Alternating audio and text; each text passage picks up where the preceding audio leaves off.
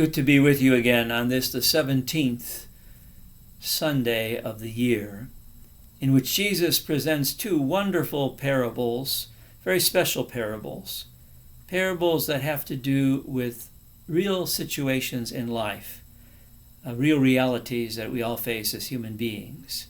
Parables that deal with a precious gem and the discovery of a treasury in a field.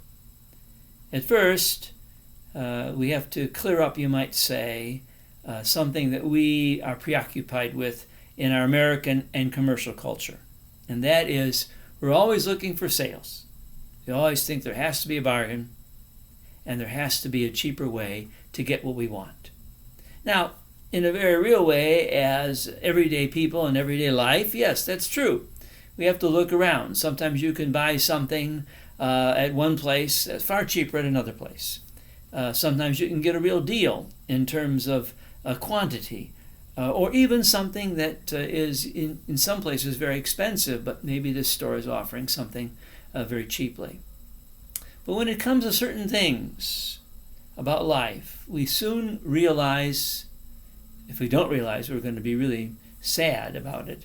We realize that it costs something of us. The really precious things of life, the things we really want, the things that we really desire, will demand an outpouring of our souls and our hearts in order to really possess it, to be really in tune with it, to really understand it. Jesus mentions a treasure and a gem. It's something that's not, we don't create it. We don't make it. It's there. And we suddenly realize, or the people involved in these situations realized they wanted this.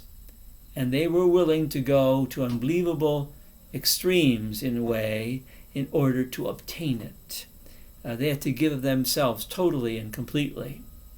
You know, when it comes to religion, sometimes we make the same mistake we make in terms of the commercial world that we live in. There has to be sales, there have to be bargains, or even sometimes people bargain with God about religion and faith. But we realize that it's not a matter of bargaining. It's not a matter of sales. It's not a matter of discounts. God is offering us something, and He offers it with His love and His compassion, His mercy for our good. It's something very precious. His love is something very precious. The death and resurrection of Jesus is something precious. His kingdom is really something precious because it goes way beyond all the other, you might say, rules of life in the different realms that we live in, business, politics, whatever it is, social. All of these, you might say, kingdoms and ways to power are not the ways of Jesus Christ and His kingdom. Faith is not cheap. It's not a matter of bargaining or shopping for it. When we come to see it, we want it. When we really hear the message of Jesus, we say, Lord, this is what I want. Get into my heart. Open my heart to you, for I'm really looking for your love. So as we look at these beautiful parables of Jesus and realize that the pearl of great price and the treasure buried in the field is this kingdom of God and this faith, that we must, in a very real way, put our whole selves into it.